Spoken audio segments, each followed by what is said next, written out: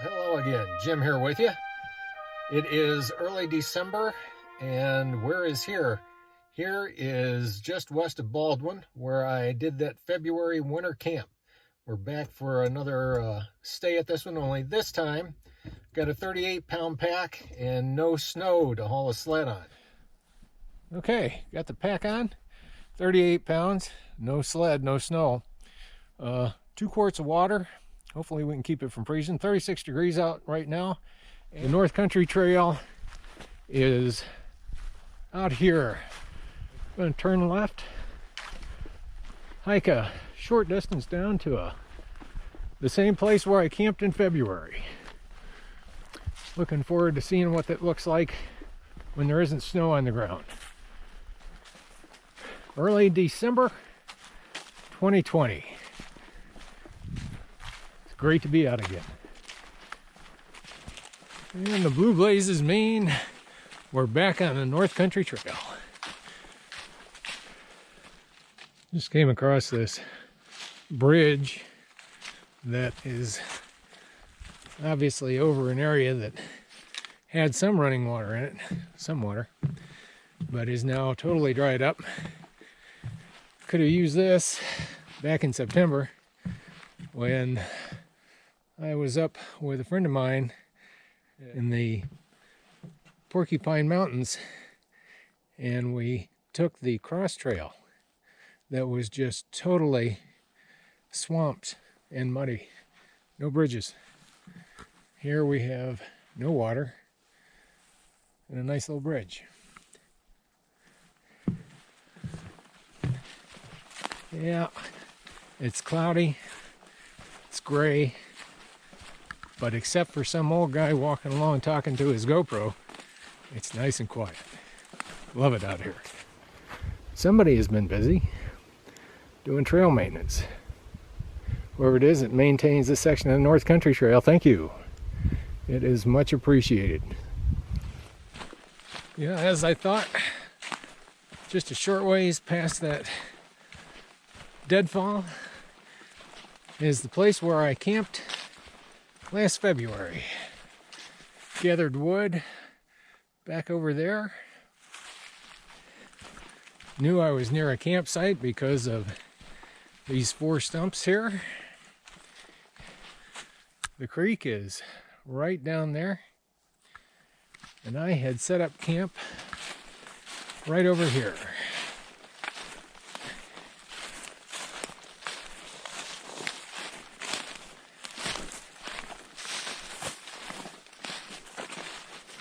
Pretty sure I had the tent set up right here. I had packed down some snow. Much more uneven ground than I would have expected. So, this is where we're going to set up. Just a question of exactly where at this point. Let me scout around and figure out where home is for the night. It's going to be here somewhere. Well, I think I've got a plan. There's a trail right there running down towards the creek, which is right there. I'm going to set up between this tree and this tree. The only thing about this tree is it's got this large branch growing off of it. They both seem to be healthy though. So I think I'll try to set up on the main part and avoid using the smaller part, but honestly the smaller part seems just as healthy. No dead trees over me. That one over there is dead. I suppose that could pose a risk. I'm going to go take a better look at that. But otherwise I think we're okay. There's the hillside behind. There's some sort of a faint trail that runs right back through here and along this ridge line. And it's probably both human and animal. But then coming right over here,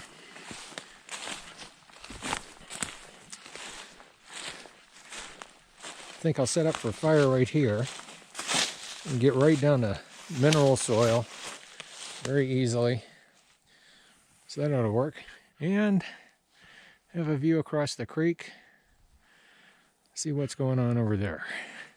Sitting here enjoying the fire.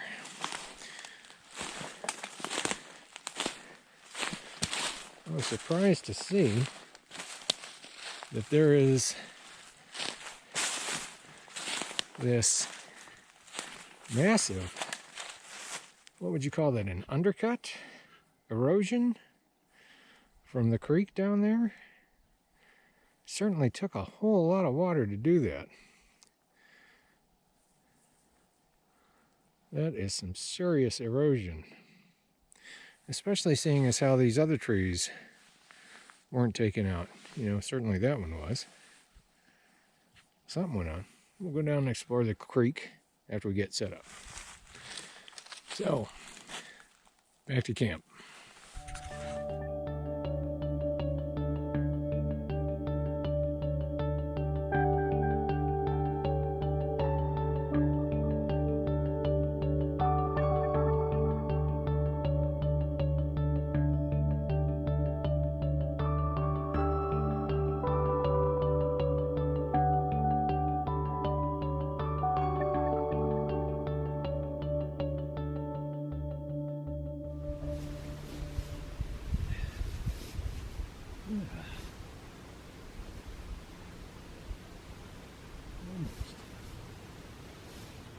I thought I'd take you over and show you the hammock setup before I put the tarp on.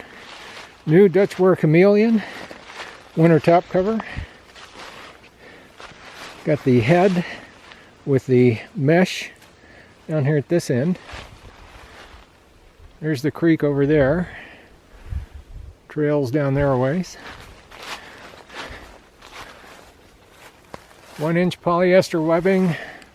Hardwood dowel, 1/8 inch, there you go, focus, 1/8 inch am steel whoopee slings that I made. Whoopee sling is hanging on the knot, not the toggle. Okay, this is the top cover. Take that off. These gear pouches on the ridgeline are ones that I made. But I also got the peak bag from Dutchware. I like that a lot so far. And now, time to get some insulation in it. Smart wool base layer, thick socks for sleeping. Put those in the gear loft. Hammock Gear 20-degree top quilt. Saw this on the last 2 winter camping videos.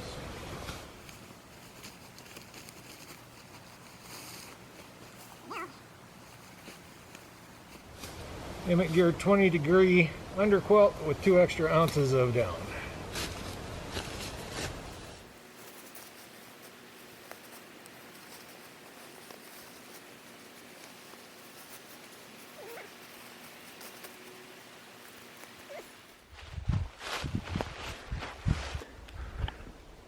There was one other piece of gear that I decided to set up, brought with me. I've got this hammock quilt under protector. I don't know what you call that, quilt protector. Decided to rig that up as well. Supposedly it adds another 5 degrees of warmth, but there is a bit of a breeze blowing from this direction. So pretty much straight at the hammock. Now, if you've watched any of my other videos, you know that I've always espoused the extra warmth that you get from a tent. And I've had trouble with calf ridge in the hammocks. So, a couple of things going on. First and foremost, got this cover, this windproof cover from Dutchware that makes the Chameleon, the top cover. And that ought to help take care of the warmth. Cut the wind out. I was camped out at the Lake Superior National Shoreline in my hammock the last time I went hammock camping, and the wind would blow right down underneath the tarp, come up and run right across me in the hammock. even though I had lots of insulation on, I was still in a breeze, despite having had the tarp set quite low that day. It was actually in something of a depression, a bowl, that helped it, but won't do that again.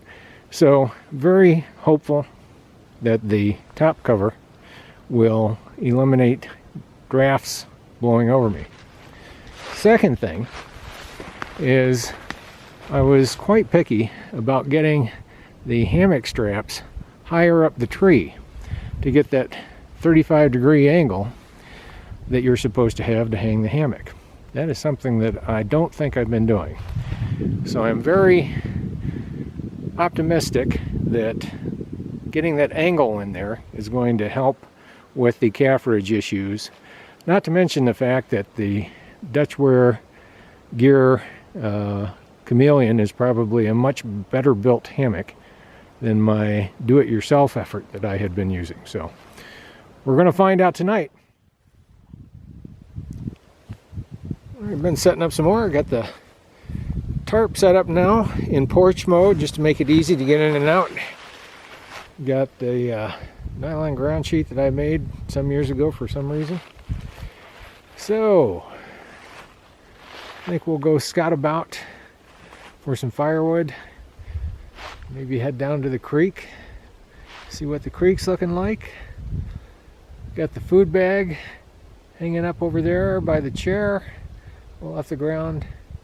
There's almost certainly no bears in this area. Almost certainly. So back in February, I had a hammock set up between this tree and this tree.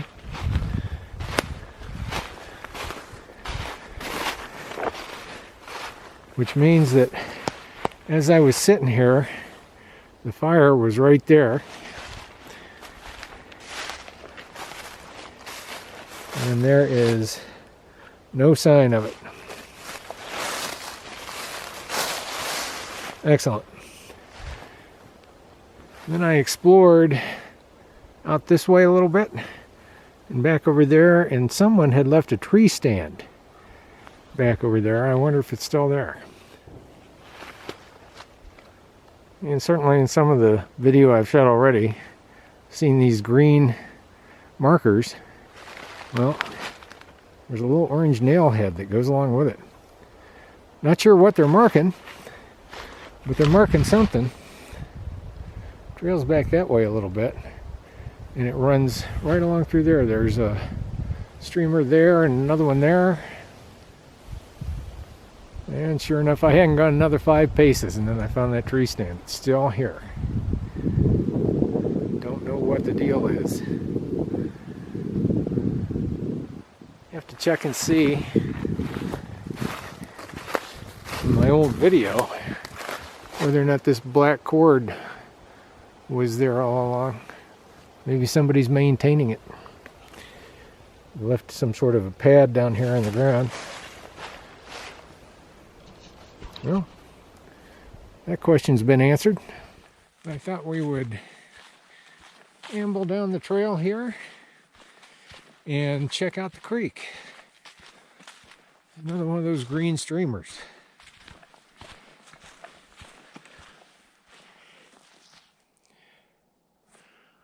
A view of the creek. Some big trees have come down.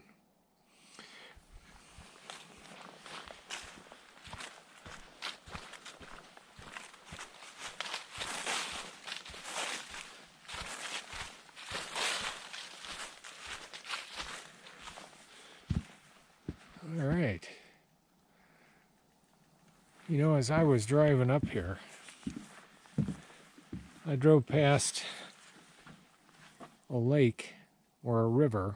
Couldn't tell which. It was either a wide spot on a river or it was a lake, but it was way down, several feet down in water.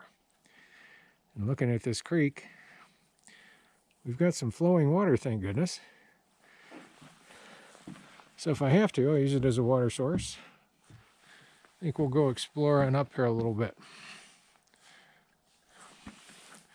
Trail makes a hard right.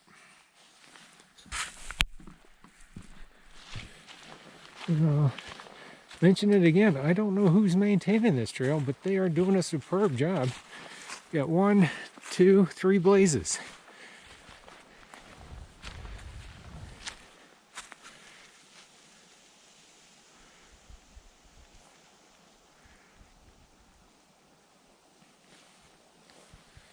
All right, back down by the creek, there's the bridge right over there. And here's this big cedar that has fallen. And it's got all this cedar bark on it. I think I'm going to take my knife, see if I can't make some shavings, and see if I can start a fire with the shavings and my ferrocerium rod.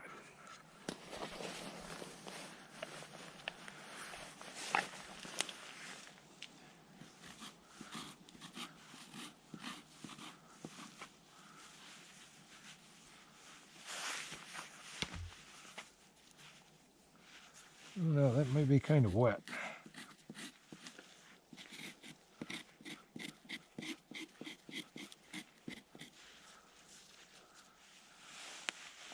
Okay, there's a bit. It's enough to see if we could ignite it. Back at camp. After that little bit of exploring, time to get out the spin saw and a hatchet and head off in search of some firewood. Camp is right there, and I've come across this down, pretty sure it's the yellow birch, and it's got all these nice wrist-sized pieces hanging off of it back over there. I think that's going to be our source of firewood for this evening and tomorrow. There's more up there. I don't think I'm going to need it. We'll see.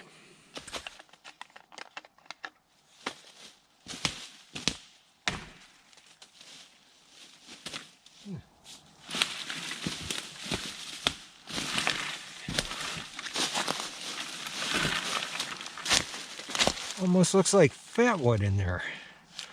That orange. And this is no evergreen. That's for sure.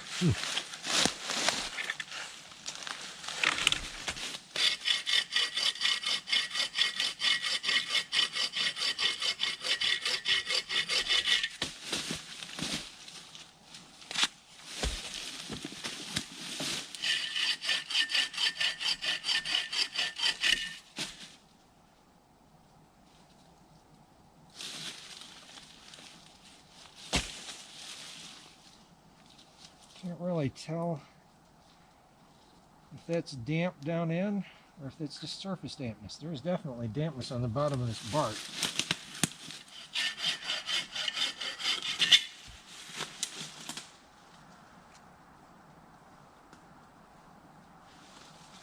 Yeah, that feels quite damp. I think I'm gonna head on up the hill before I cut any more of this. See if I can get some of that stuff that's not pointing downhill. Could be that because this is on a down slope, all the moisture's been running down to this end of it. Just come up the hill from right down there. Now I got this, and looking at this part, that's definitely very dry. So I think we'll give a few whacks at this one and see if this is in better shape. Just cut this one, and even so, I know this tree has been down since February, and this is now December, but there is green showing right there on the edge. So before I invest any more time, I'm gonna go farther up, check out some of that stuff that's been dead for quite a bit longer. Don't want to waste a lot of time and energy sawing up wood that's not going to burn well. But we will take this back to camp. We get a high enough fire, it'll burn. We had been down there, cutting on that end of that yellow birch, I think it is. And I've come up the hill and I found this. It's got bark peeling off of it. Different kind of tree, not exactly sure what. And it breaks right off. Might be just a bit too far gone, but I think we'll take some of this and take that back to camp and see how that does. It's certainly dry. All right, let's try again. That last piece was just too rotted. It was breaking apart in my hand. But I've got this gnarly old rascal that has got some give to it. Is definitely dry, stiff, and I'm guessing there's a lot of BTUs right here in this. So we're going to gather this one up and call it even. Time for a status update. Been processing firewood here, and I've got the green stuff that I don't think is going to burn very well right there. I'm going to use that as a base underneath the fire. And that's about half of the good stuff that I think is going to burn quite well and last a long time. Got some more green stuff over here that I'll use from time to time. But back over there I found a down pine that had this that just snapped off in my hand. Look at the orange in there. I do believe that is some serious fatwood. Gonna split this and save this off for the morning. I've got some kindling and some birch bark underneath the tarp just to stay dry in case it does rain or snow overnight. It is just after 4 p.m. I got about another hour of alleged daylight left, but with the hills around here, you can't be sure. You know, the sun drops down behind a hill, it's as good as sunset, even though, you know, you've got another half hour to go. But here's what we've got fire-wise. I've got those cedar shavings that I'm going to experiment with. Some birch bark. If the cedar shavings catch, I'll go straight to the birch bark. Spruce twigs, and that's some extremely well gone pine. It's dinner time. So I'm sitting here in the chair. There's the view. And I got the white gas stove out. And now, for dinner tonight, got some homemade dehydrated chili, cheese in it. Got a cup and a half of water on the boil. After that comes up to a boil, I'm going to see if I can take it down a notch and just simmer. Never tried to simmer on this stove before. Be interesting to see what happens. Well, I was able to dial the stove way down, but all the same, as soon as I get anywhere near it, it starts boiling. Don't really want it to boil. I was just kind of hoping to get a simmer out of it. Can't get over how light it looks in the camera for how dark it is out here. It looks like daylight out there, and I've already got my headlamp ready to go. Here's what's happening. Got a double shot of Swiss Miss hot cocoa going, and I've got the pot nearly full of water heating up to go into that Hydro Pack thermos bottle. So at the very least, that water should be thawed in the morning, even if it gets 10 degrees colder than forecast like it did last time. So taking advantage of having the stove out, might try to heat up the water in that bottle too to see if it can survive the night without freezing. And then after we've heated up the water and got that all put away and cleaned up from the cocoa, it'll be on to igniting the fire, the evening's entertainment. Here are the cedar shavings from earlier today.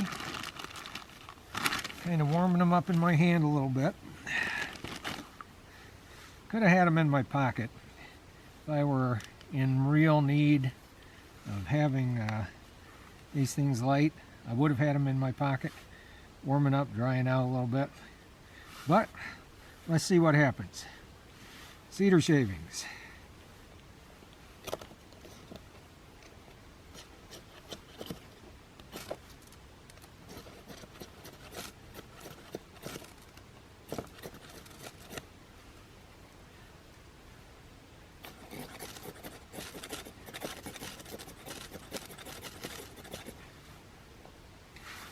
Well, I'd say that's a no. Well, let's find out if they would light with a lighter.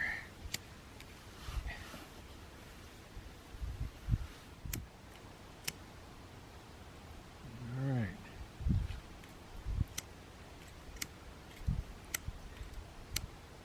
Nope. Cedar shavings, not happening.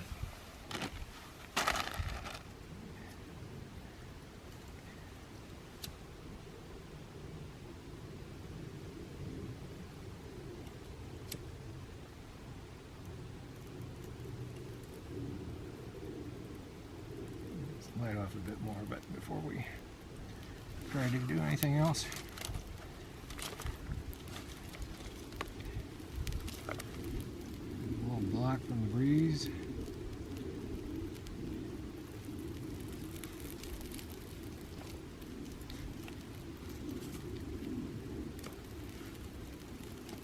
There we go. Fire! All right, fire's ripping along. The birch bark part is dying down, but the pine has caught nicely. It's the first source of heat I've had all day, except for dinner. And boy, does it feel good. About 32 degrees out here, I think. I'm going to check the temperature shortly. Well, the camera does not like to focus when it's cold, I've learned. But, got a nice fire going. Sending out a lot of heat already, and I don't really have that many coals going. So it's just after 6 o'clock, 34 degrees on its way down to 32 according to the forecast. But the last time I was here, the forecast was wrong by 10 degrees, so don't know how much we can trust that. So I've had dinner, had dessert, going to chill in front of the fire for the next couple 3 hours and hit the hammock and see how it works. See you in the morning.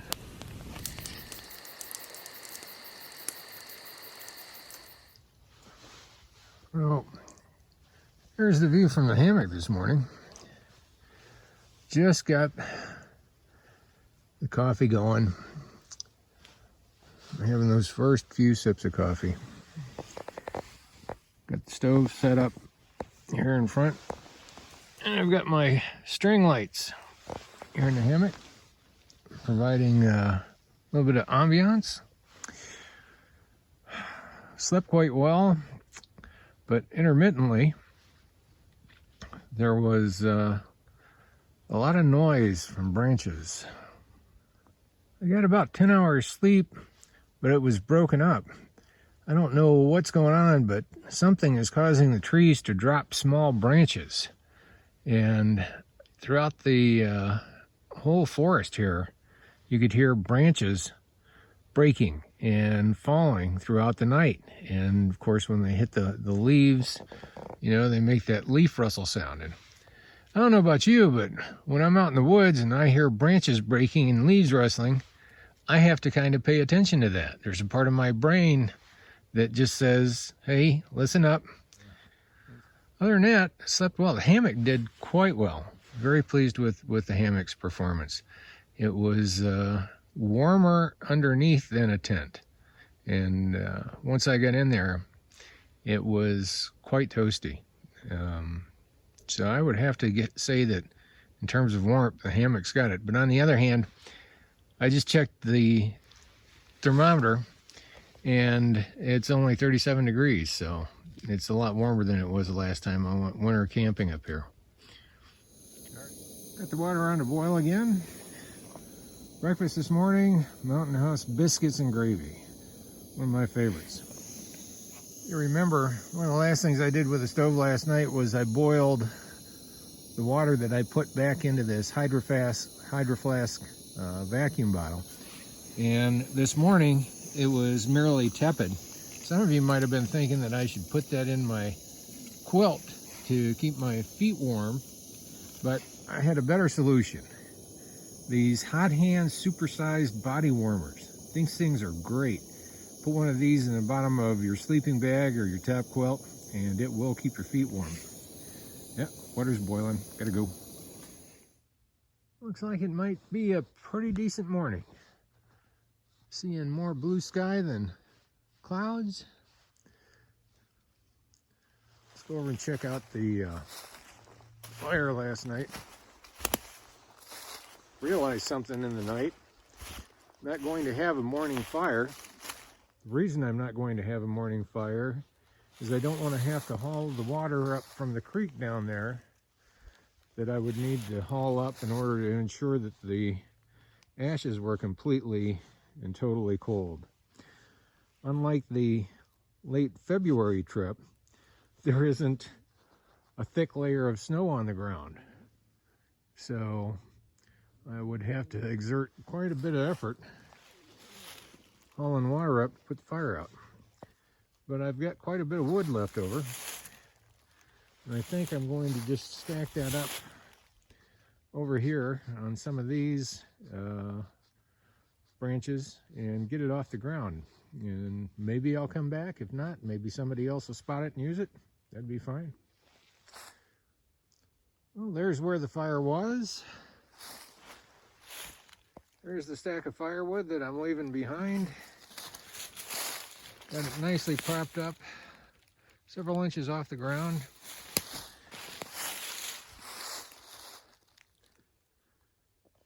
I may very well come back and use it. If not, the trail runs right through here. Somebody could easily spot it. If so, enjoy. Time for breakfast. Pulled back the tarp so you could get a good look at what I had going on underneath. Brought the chair in and had it under the tarp. This is a convenient place to put stuff. And then had my LED string light just looped around the tarp ridge line. It has this control unit power supply, solar charge. 12 ounces, but damn, I sure do love the ambiance that it provides at night.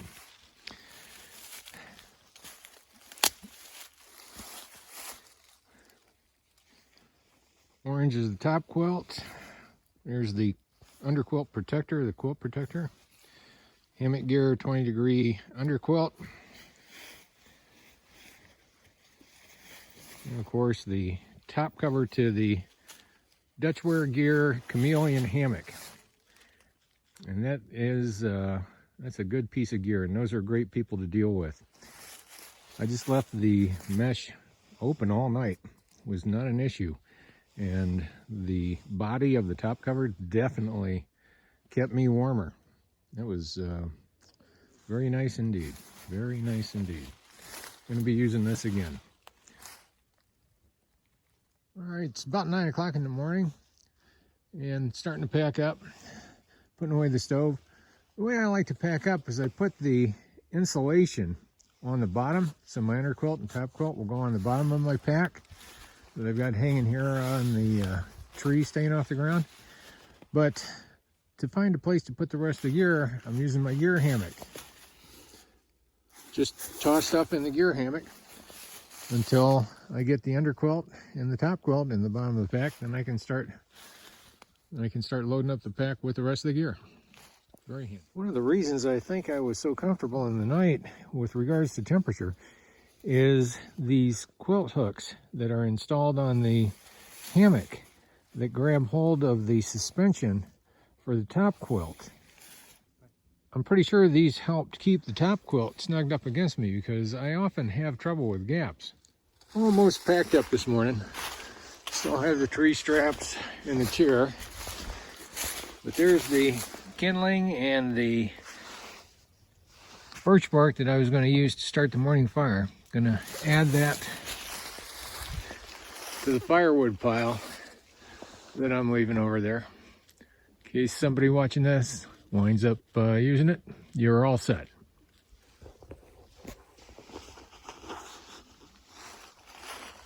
There's just a little bit of sunshine as I'm finishing up. It's just after 10 o'clock in the morning, 37 degrees, all packed up, ready to go. Been a good trip. Definitely enjoy this time of year. No bugs, no people. I haven't seen a single other person the whole time I've been out here. And the other benefit is no snow. It's much easier to keep your feet dry and your gear dry with no snow. Very pleased with the way the Dutchware Chameleon hammock worked. That top cover sure makes a difference. Gives you the ability to keep the breeze off. And there was a bit of breeze last night. So, short hike out, 3-hour drive home. That's going to be a wrap for this trip. Thanks for coming along with me. See you on the next one.